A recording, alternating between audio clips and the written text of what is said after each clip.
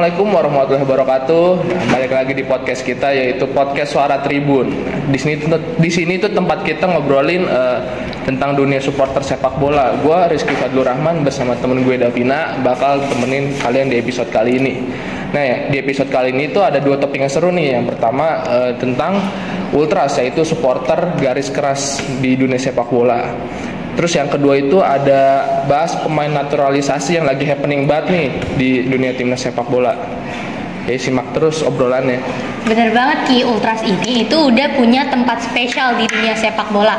Mereka bukan cuma jadi penonton biasa, tapi mereka udah jadi kayak jiwa dari tim itu sendiri. Nah, kita juga bakal ngobrolin tentang pemain-pemain naturalisasi yang belakangan ini tuh jadi sorotan di timnas. Kayak kira-kira gimana ya pengaruhnya terhadap permainan dan juga kerja sama tim. Nah, kita juga bakal ngobrol bareng Wisnu yang udah lama banget aktif di dunia ultras. Nah, so jangan kemana-mana ya. Nah guys, sekarang di sini ada Wisnu. Halo Wisnu, selamat datang Wisnu. Boleh perkenalan diri dulu Wisnu? Gue Wisnu, gue supporter timnas di Tribun Selatan yang suka dikenal sebutan Ultras Garuda. Oh iya. Nah pertama-tama Nino, kita kan tahu kalau ultras itu tuh bukan kayak supporter biasa. Mereka tuh pasti militan banget kan kalau ngedukung suatu tim gitu. Mereka tuh punya semangat yang gede banget kan. Nah bisa cerita sedikit gak tentang Ultras Garuda ini? Apa sih yang beda dari supporter lainnya? Ultras tuh dari namanya udah Ultras, diambil dari bahasa Italia yang berarti fanatik kan. Nah yang ngebedain tuh dari pertama cara mereka mendukung. Pertama dari mereka tuh nggak boleh duduk di tribun selama 90 menit pertandingan. Terus mereka harus bajunya biasanya hitam karena mereka ingin membedakan dengan penonton umum. Lalu yang kedua nggak boleh pegang HP sama sekali selama 90 menit. Jadi ya terus rules keempat tuh wajib ngecen. Jadi nggak boleh berhenti kecuali half time sampai pertandingan berakhir gitu. Terus mereka juga nggak mau nampilin mukanya biasanya di lapangan. Gitu. Oh gitu. Jadi memang Ultras itu kan terkenal banget ya sama loyalitasnya sama tim yang dia dukung. Nah, gimana sih biar kayak kita nih sebagai individu kayak Ultras tuh biar setia terus gitu, ngedukung timnya terus bagaimanapun keadaannya gitu. Pertama tuh jangan pernah kalau kata gue lebih cinta pemain daripada klub yang kita dukung.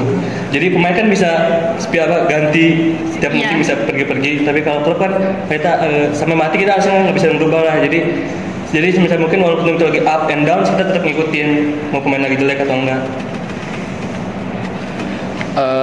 Terus lanjut Nino, kan kalau di Ultras kan pasti ada culture sendiri kan ya, di tiap kelompoknya gitu. Ada gak sih kayak pengalaman dari lu nih tentang dari Ultras Garuda sendiri itu? Pengalaman jelek apa bagus nih? Dua-duanya boleh deh. Pertama pengalaman jelek dulu ya. Iya. Waktu itu pas on tour ke Solo. Jadi gue dari Tangerang ke Solo bawa bendera Indonesia banyak kan, puluhan bendera. Jadi kita udah nyiapin berapa tiang bendera lah dari situ. Nah terus kita pas di Solo disuruh ngibarin bendera itu puluhan. Nah di situ gue pas ngibarin itu kan di match pertandingan itu. Dan itu kan banyak penonton umum warga Solo. Nah itu gue dimarahin tuh sama orang lagi pacaran gitu ya. Mas turunin benderanya. Gak kelihatan gitu ya. Gue udah mati, mas kita dari Tangerang bawa ini misalnya bentar paling berapa menit sih gitu. Atau mungkin mereka gak ngerti gitu. Iya gak ngerti. Cuman kalau mau pacaran pindah tribun mas. Benar, setuju. Modal dikit gitu. Kalau pengalaman bagusnya gitu, itu kan pengalaman buruknya ya. Pengalaman bagusnya, gue jadi banyak kenal sama orang sih dari berbagai macam. Terus gue jadi misalkan kesini jadi kayak kenal sama ini. Gue jadi banyak relasi aja sih. Bahkan sampai keluar kota gitu. Gue sampai punya kontak aja jadi kayak dibilang, mas kan kenalan dari tribun gitu. Mas kalau kesini hubungin gue aja. Jadi makin banyak relasi aja bagus. Jadi ketemu orang baik yang banyak. Dapat kerjaan juga gue pernah ngedesain feed Instagram salah satu komunitas gitu. Berarti dampak positifnya banyak banget ya. Nah, tolong ini deh kita pengen tahu lebih dalam gitu tentang tim yang lu dukung tuh siapa gitu. Klub lokal atau boleh dua-duanya lokal dulu deh. Klub lokal, gue suka Persikabo, tau nggak kalian? Oh tahu. Kabupaten Bogor kan? Bogor. Kabupaten Bogor. Nah itu sebenarnya emang nggak terkenal sih, cuman kenapa gue milih Persikabo karena gue ngerasa gue lahir di Bogor, gue hidup di Bogor, jadi sudah seharusnya gue mencintai sepak bola klub kelahiran tanah gue. Walaupun di situ ya teman-teman gue Persija gitu yang lebih bagus kan, lebih jago. Cuman entah kenapa gue jatuh hati ke Persikabo aja, walaupun mereka di kasta kedua gitu, bukan di divisi teratas. Kalau klub luar Mainstream sih Barcelona. Barcelona. Kalian ada nggak? Kalau gue sih kebetulan nggak pernah ngikutin klub-klub Indo. Cuman kalau timnas memang kayak suka nonton aja gitu sih. Kalau klub-klub memang nggak terlalu banyak tahu. Kalau gue sih paling kalau untuk lokal ya paling ya kayak orang-orang sih tinggal di Jabodetabek paling dukungnya Persija sih. Iya. Paling kalau untuk klub luar Sporting Lisbon sih. Sporting Lisbon soalnya agak beda mas ya. Lisbon agak jarang orang. Saya dari kecil saya suka banget sama Sporting Lisbon. Gitu. Nah lanjut ke topik selanjutnya nih ya. Kayak kita pengen denger nih pengalaman lu sendiri dari awalnya jatuh cinta sama sepak bola tuh gimana gitu. Pertama gue dikenalin sepak bola tuh dari jauh bokap gue 2010 AFF. Kalau lo tahu itu Indonesia kalah di final 5 yang lawan Malaysia itu Malaysia. Pertama kita menang lawan Malaysia di GBK 5-1 kan. Itu pertandingan pertama yang gue tonton di TV. Terus kita ternyata di final kalah 3-0. Terus itu gue padahal nggak terlalu ngerti yang bola kan, tapi kenapa gue nangis aja di situ. Karena dikenalin bokap, terus pindah kesini gue jadi ngerasa kayak diajakin nonton timnas gitu. Terus kayak gue fokusnya tuh kadang bukan ke permainan, ke supporter yang ada di tribun. Jadi ke distract, dan waktu itu kan gue masih kecil ya, gue jadi pengen dalam hati tuh kayak pengen dah gabung sama abang-abang situ. Gitu. Jadi gue pas udah bisa jadi gabung ke sana. Nah selanjutnya Nino, gue jadi penasaran nih dari semua pengalaman lu neribun itu ada nggak sih momen paling berkesan yang gak bakal lu lupain gitu selama lu neribun gitu? Momen paling berkesan tuh gue pernah waktu itu pas match Indonesia versus Argentina, yang itu kan uji coba paling mahal bagi Argentina datang ke sini sebagai status juara dunia kan gitu. Waktu itu gue memesan tiket di Ultras Garuda Riau, temen-temen gue di Tangerang karena gue nggak kebagian kan, itu lumayan tuh tiketnya. Intinya lebih mahal dari sebelum-sebelumnya. Dan ternyata di hari pertandingan kita kan kumpul dulu. Dengan orang yang megang tiket kita itu bawa kabur tiket kita. Jadi kita pas di Tangerang bingung nih mau berangkat ke GBK atau gimana. Ternyata daripada kita diem di Tangerang itu ke GBK aja, siapa tahu ada gimana nerobos bagaimana. Pas udah sampai GBK ternyata orang yang nangkep duit kita itu udah di kantor polisi. Jadi teman-teman gue yang Tangerang ke kantor polisi, sedangkan gue kan mesennya di Riau. Nah gue di situ jadi terbantu sama orang-orang Riau, padahal mau mesen kenal. Gue bahkan dibeliin tiket sama orang Riau. Digantiin gitu ya. Cuma gitu terharu banget sih. Walaupun gue masuk babak kedua ya, tetap rugi, cuman gila sih. Nggak expect aja dibantu mereka. Tapi ada rasa kecewa gitu gak Messi nggak jadi ke Indonesia? Wah, gue kecewa banget sih itu. Bahkan gue sampai ganti ngefans aja jadi Ronaldo. Gue udah nunggu Messi. Nah ngomongin soal neribun ini, biasanya tuh lo sama teman-teman ultras lo itu tuh ngapain aja sih kayak sebelum pertandingan gitu, persiapan apa aja?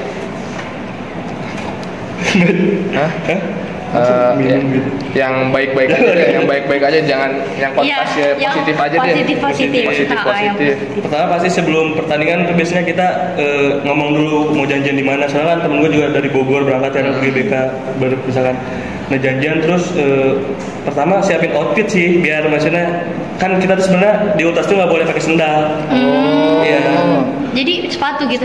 Bersepatu, terus harus warna hitam. Jadi sebisa mungkin misalkan mau nobar juga kan temen gue kadang nggak pakai sendal, gue bawain gitu sih, kayak udah ngobrol-ngobrol biasa aja sih besok gimana. Berarti kumpul di satu titik itu janjian dengan teman-teman yang lain. Kayak kalau selain kayak kumpul-kumpul gitu kan biasanya kayak udah masuk stadion nih. Kayak kan biasanya ultras tuh kayak ada yel-yelnya, terus ada nyalain flare, terus kayak ada persiapan khusus kayak briefing sama satu orang atau gimana gitu gak? Nah kalau Ultras Garuda biasanya kumpul, misalkan mes GBK mereka kumpul di Patung Bung Karno. Misalkan mes jam 7 kumpul jam 5. Nah mereka ntar dari situ jalan bareng-bareng masuk ke stadion, kayak nyalin flare, terus main bass drum, ngecen lah intinya gitu. Jalan bareng-bareng gitu ya, kayak gitulah ya. Apa? Parade. Iya, parade. Korteo namanya kalau Ultras. Nah, ngomongin soal ultras nih, kita kan semua tahu kalau mereka tuh bisa banget ngubah suasana stadion jadi meriah banget gitu. Menurut lu sendiri nih, gimana sih pengaruh mereka gitu sebagai pemain ke-12 di lapangan gitu? Apa sih dukungan bagi mereka gitu yang bisa bener-bener ini ngangkat performa tim? Iya, gue kan pernah ya neribun ke stadion yang sepi gitu tanpa supporter, dan gue pernah neribun juga dengan penuh ultras yang beda banget atmosfernya. Jadi kalau sepi itu kayak ya udah kayak 22 pemain ngerebut bola biasa aja. Tapi kalau ada ultras tuh kayak entah kenapa gemuruh aja, jadi mungkin bikin stadion jadi lebih hidup begitu. Jadi kayak memang ultras ini yang ngebuat pertandingan tuh jadi kayak semakin hidup, terus juga yang ngebuat pemain-pemain tuh jadi kayak lebih semangat, kayak punya keluarga gitu di lapangan gitu ya. Nah, menurut lo Nino, apa sih momen yang paling satisfying gitu pas lo tribun gitu dengan cara culture dari Ultras Garuda sendiri itu biasanya? Kalau misalkan timnas, gue paling nungguin momen ketika Indonesia Raya berkumandang di GBK. Oh, yang habis match itu ya biasanya ya? Iya, habis match sama after match, sebelum match. Oh, sebelum match. Kalau after biasanya Indonesia Pusaka ya? Tanah Airku. Oh, bukan Indonesia Pusaka. Apa tuh judulnya? Indonesia Pusaka gak sih judulnya? Itu Indonesia Pusaka. Iya, itu Indonesia Pusaka. Iya. Iya. Itu juga merinding, dan momen ketika para pemain nyamperin kita ke tribun Ultras, mereka ngomong, bahkan itu pemain naturalisasi ngomong, pemain lokal ngomong, itu kayak ngerasa kita kayak dihargai aja gitu, dukungan kita kayak dianggap ada aja. Terus kita nyanyi bareng mereka dan lain-lain. Sebelumnya nggak pernah.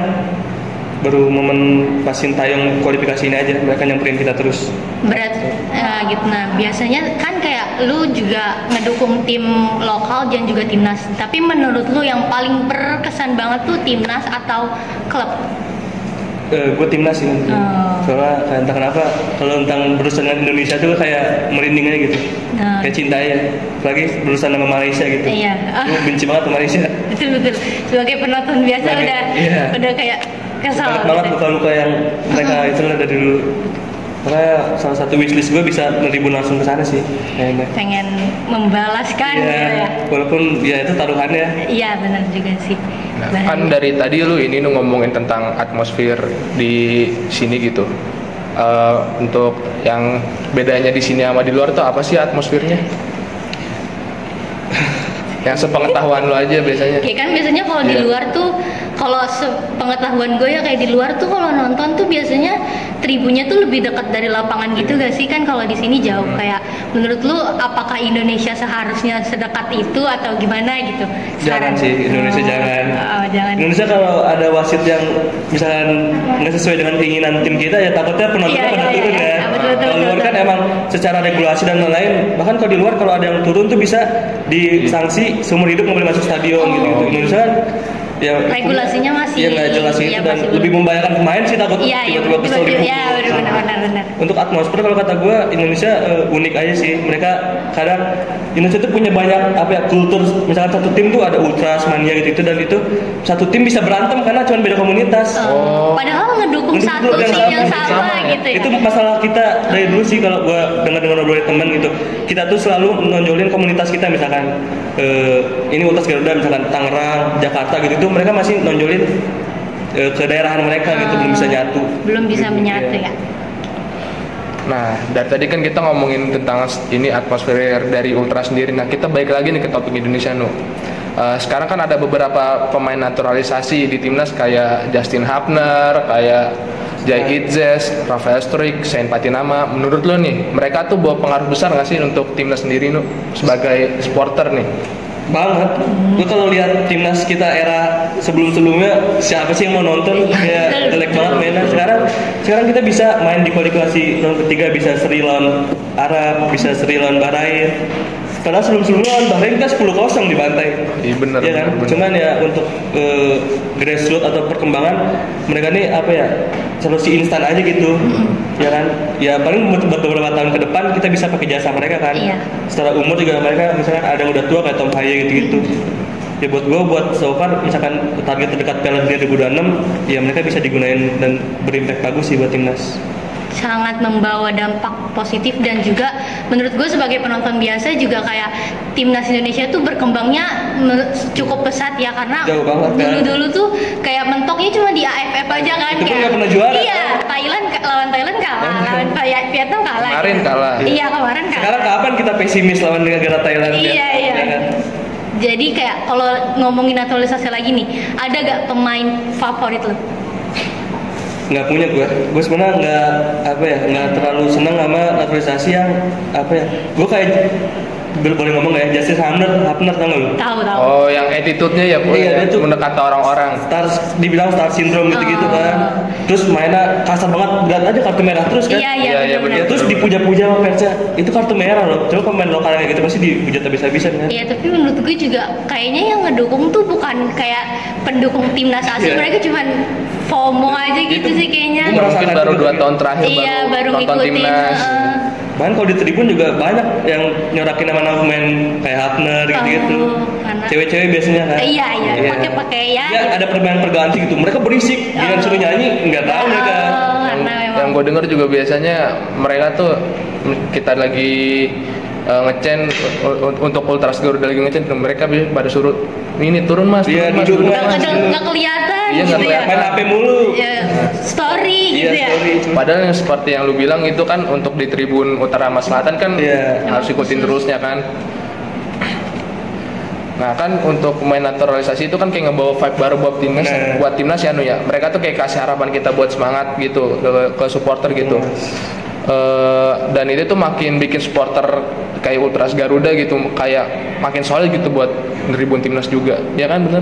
Betul, jadi kayak dengan adanya pemain naturalisasi ini juga kayak banyak banget pro dan kontra gitu kan. Yeah. Kayak pronya tuh bisa membawa perkembangan yang sangat pesat untuk timnas, dan juga yang kontranya kayaknya mereka cuma numpang nama deh, atau cuman ikut cuman ya karena memang dipanggil aja gitu. Dan kalau menurut lo itu gimana sih?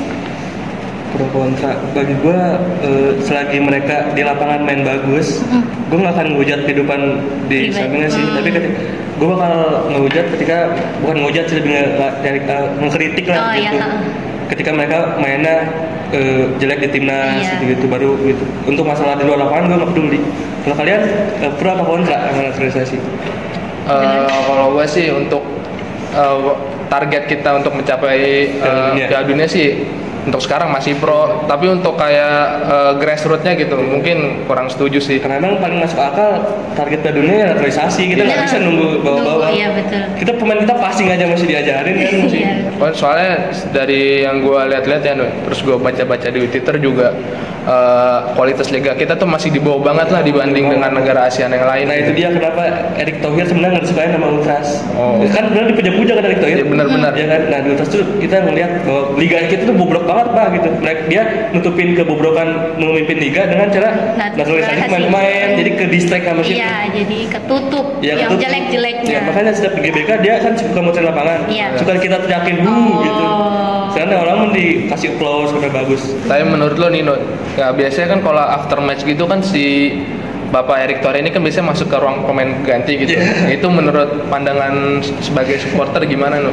Lucu aja sih ngapain gitu kayak jadi motivator aja pak kalau gitu. Motivator. Ya kayak gini nggak ada kan di luar negeri deh. Iya benar. Ketum masuk gitu. Harusnya itu kan hak prerogatif coach aja yang bicara di luar ganti. Nah kan dari ngomongin kualitas nih tadi yang seperti yang kita omongin ini dari segi Ultra sendiri, ada gak sih peran gitu yang kalian buat nyemangatin pemain gitu tentang pemain naturalisasi? Gue tuh kayak ngebayangin pasti ada momen-momen di mana mereka tuh dapat sorokan spesial gitu atau dukungan ekstra dari supporter. Buat channel khusus pemain di luar mungkin banyak ya, kalau di timnas sendiri di Ultras itu nggak ada karena sebisa mungkin kita nggak beda-bedain. Ya mungkin ketika waktu itu doang sih Martin Paes waktu nge-set krusial gitu, jadi satu stadion ngeliatin nama dia sampai mikir. Nggak ada sih kalau untuk channel personal atau pemain, biar nggak beda-bedain aja lokal dan naturalisasi. Berarti di mata supporter tuh sama ya? Sama.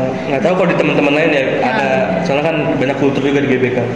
Dan memang tujuan Ultras datang ke stadion tuh memang untuk menyemangati aja biar menyemangati timnas ya, bukan pemainnya, biar emang atas nama timnas aja gitu ya, bukan atas nama pribadi. Nah, kita udah cinta timnas sebelum mereka datang kan? Iya, betul.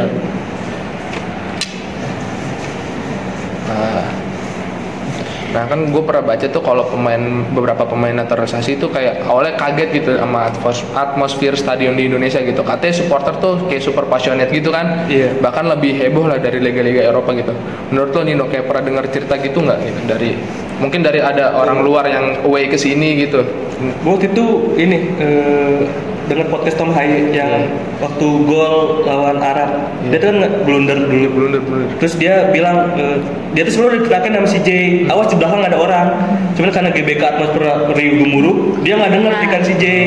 Jadi ya, emang ternyata suara kita terdengar itu ke lapangan. Karena jadi bumerang juga kan. Jadi jadi sendiri ngomong, cuman ya harus dibiasain sih. Mungkin dia di Belanda nggak seramai itu. Berarti emang atmosfer di stadion tuh memang sekenceng itu. Tapi kayak sebagai penonton yang di stadion nih, kayak apakah memang kayak sekenceng itu tuh kayak gimana sih, kayak ngebayanginnya gitu? Emang gemuruh banget GBK sih, beda banget sama di TV. Bahkan kadang gue beli tiket, gue kadang nggak pernah nonton pertandingan ya, karena fokus nyanyi, fokus diri gitu. Bahkan pasti tanya di rumah atau di mana, kemarin Marcelino gimana mainnya? Nggak tahu, karena fokus untuk mendukung gitu ya. Kelihatan juga. Kelihatan juga dari selatan. Ketemu. Nah, misalnya Nino, kalau lu punya kenalan orang luar gitu buat diajak supporteran ke sini gitu, lu mungkin bakal ajak ke pertandingan mana gitu, ke stadion mana gitu? Mungkin derby terbesar di Indonesia, bukan derby sih, rivalitas El Clasico, Persija. Itu harus dicobain sih, karena apa ya, Saywardnya tuh udah dimulai sekarang sebulan seminggu. Kota-kota lain nempelin kayak poster-poster saling menghina, kayak vandal. Iya, vandal, kayak panasnya terus di stadion juga kan pasti full. Mungkin itu yang pengen gua kasih atau gua ajak sih. Nah bener banget Nino, sebelum kita tutup nih, ada tips nggak sih buat orang yang baru pertama kali nyobain Tribun gitu? Kayak apa sih harus disiapin biar mereka nggak kaget gitu pas mereka datang? Buat yang pertama kali masuk Tribun, terutama Selatan, Tribun Ultras, sebisa mungkin ikutin terus dari Ultras Goda yang ada gitu. Kalau sudah pakai baju hitam pakai, terus kalau bisa datang tuh bukan cuman pengen buat story. Kalau lo emang mau masuk sana ya udah terain aja lu suara lu buat dukung timnas gitu. Jadi gue selalu di Selatan sekarang masih banyak penonton umum gitu. Jadi kayak masih kebagi. Jadi suara kita tuh takutnya nggak terlalu kedengar. Sama ya itu pantengin aja Instagram Ultras Garuda kalau kata gue sebelum sematch, karena itu situ terus tertulis ya. Oke, mantap. Jadi tipsnya memang harus mengikuti aturan yang ada ya guys. Jadi kayak biar kita tuh pertama kali Tribun nggak jadi nggak jadi dampak negatif buat si Ultrasnya juga yang harusnya ngedukung tim gitu. Nah untuk penonton nih, kira-kira misalnya mau mesen tiket gitu biasanya lewat mana sih Nu? Gitu. Caranya gitu untuk. Kalau penonton umum lewat PSSI, kalau udah Ultras gitu kita ada khusus sendiri. Biasanya subsidi dari PSSI, harga kita lebih dimurahin. Gitu. Emang kita udah kerja sama PSSI. Tapi gue mau nanya deh, sebagai orang biasa gitu kan, kayak kita misalkan nih mau nonton nih, tapi kayak kan milih tribunnya tuh kan sendiri gitu ya. Tapi misalkan apakah nggak bisa, misalkan kan Selatan tuh kenapa nggak di Selatan tuh dikhususkan untuk Ultras tuh, kenapa? Lu tahu nggak kenapa gitu? Sebenarnya itu udah dikasih ya PSSI. Selatan tuh khusus Ultras dibagi, cuman mungkin tetap dijual juga di umum karena PSSI juga nggak mau rugi, ya kan? Kita dikasih harga lebih murah untuk Ultras, jadi dijual di web juga harganya harga normal.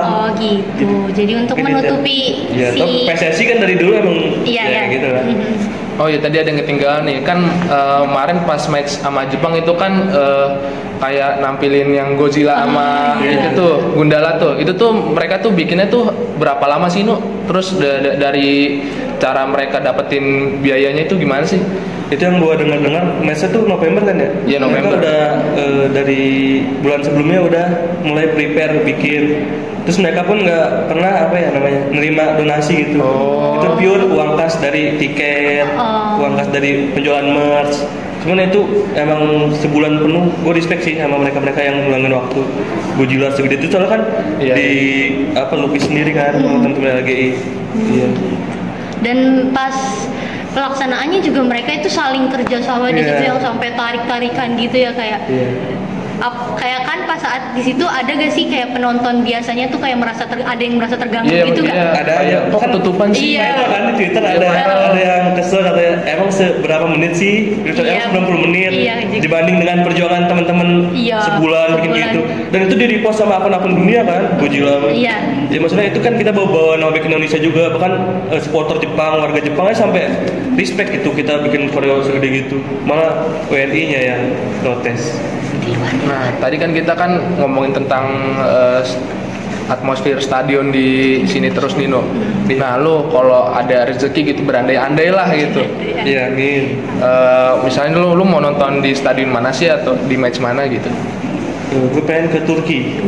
Galatasaray. Soalnya itu tuh rasa garis keras banget sama mau beli kebab sih. Sekalian jalan-jalan. Coklat Dubai deh. Kan bahagia. Salah juga. Terus Oke, kayaknya udah cukup obrolan panjang kita. Tapi sebelum ditutup, gue pengen ngajakin kalian berdua main game. Game gampang sih kayak jawab cepat aja gitu. Kita berdua jawabnya. Jadi ntar gue kayak ngasih 2 pilihan, nanti kalian jawab sama bareng-bareng dalam hitungan ketiga. Ya. Beda-beda dong, harus sama gitu enggak? Enggak, cuman harus barengan aja gitu jawabnya. Oke. Jadi yang pertama itu nonton langsung apa lewat TV? 1, 2, 3. Nonton langsung. Kan bareng. Bareng. 3. Nah, jadi langsung ya semuanya. Iya. Terus kalau yang kedua, bola Eropa apa Indonesia? 1, 2, 3. Indonesia. Beda Mas. Alasannya kenapa? Kenapa Eropa? Karena dilihat dari segi permainan ya, sebagai orang awam nih yang menonton biasa lewat TV ya. Setuju, kalau permainan lebih enak. Terus dari segi kualitas kamera mungkin. Iya. Indonesia kayak tahun 90-an dah. Iya, dari ini pemainnya juga. Iya. Mantap banget. Kenapa memilih Indonesia? Nggak apa-apa, karena yang kejangkau masih Indonesia, merasakan langsung Indonesia. Yang ketiga, Liga 1 atau Liga 2? 1, 2, 3. Liga 1. Ya, beda lagi. Kenapa? Tolong dijelaskan. Soalnya kan tadi udah diomongin dari podcast ya. Kita tuh beda pendukung. Dia Persija dan Liga 1. Iya. Jadi memang Liga 2 Persija. Dia lebih ke cinta dengan kan kalau saya kan ini kayak FOMO lah gitu gitu. Orang awam. Masih juga males nonton Liga 2 kalau nggak ada Persija mau ngapain? Mainnya nggak jelas. Terus kalau yang keempat, naturalisasi atau pemain lokal? 1, 2, 3. Naturalisasi. Jadi kompak. Mas. Kalau yang ketiga, enggak deh, yang keenam. Tim favorit kalah tapi main bagus atau menang tapi main buruk? 1, 2, 3. Kalah tapi main bagus. Buruk. Ya, jelasin lagi beda. Karena kalau kalah itu mungkin kita masih bisa enak lah nontonnya. Tapi kalau lihat klasemen gitu yang dibutuhin menang Mas. Iya sih. Mau final. Karena dia udah Liga 1. Iya sih. Dia Liga 1. Nggak terlalu ngejar kayak gitu. Iya betul. Nah kalau ini satu-satu nih. Buat Wisnu, siapa 3 pemain favorit deh? Ya. Pertama Messi. Kedua Lamine Yamal sama Pogba. Nggak ada yang di Indo nih. Indo juga. Iya. Semua luar. Ada orang Indo. Gue suka Marcelino. Marcelino. Iya. Kalau lu? Untuk luar sih paling Lionel Messi ya. Sama. Lu tahu bola berarti nggak Ronaldo. Iya, soalnya ini kan itu pemain God kan, greatest of all time gitu. Terus mungkin Cristiano Ronaldo yang bisa hampir nyamain Messi kan cuma dia doang. Iya, dia doang, nggak ada lagi. Mungkin yang terakhir itu ini sih Amad Diallo. Kayak random Mas itu. Pemain MU kemarin kan dia habis ngegolin tuh lawan Manchester City. Untuk Indonesia paling yang pertama tuh Robby Darwis. Yang mana? Yang dulu apa Persib? Yang dulu. Terus agak vintage Mas pemain. Bambang Pamungkas. Oh ya. Legend. Boa Salosa enggak? Iya. sama saya tuh Irfan Bahdim, soalnya pas kecil tuh punya kaosnya pas tahun 2010. Sama saya juga punya Itu juga awal-awal ini kan pasti anak-anak Gen Z gitu loh. Iya. 2010 belum terlalu ngerti kan. Iya. Walaupun gak ngerti juga nyesek juga sih. Iya nyesek juga. Alhamdulillah Malaysia. Oke, makasih udah main Terima game. kasih Wisnu. Sama-sama. Main sama kita nih. Nah, kayaknya udah cukup nih panjang obrolan kita, bener-bener lengkap banget nih dari Ultras, terus vibe Tribun, terus sama pemain naturalisasi yang jadi sorotan Nino. Jadi makasih banget udah sharing pengalaman lu tentang Ultras Sama-sama. ini. Semoga Ultras itu semakin solid, semakin loyalitasnya makin panjang deh sama timnas biar ngedukung terus. Kasih doanya. Nah, buat kalian yang pengen dengerin nih, jangan lupa untuk dukung terus podcast Suara Tribun. Nah, kita bakal balik lagi dengan tema-tema seru lainnya. Sampai jumpa di episode berikutnya. Stay solid, stay passionate, and keep supporting Indonesian football. Bye Bye bye. Stay tune terus. Udah.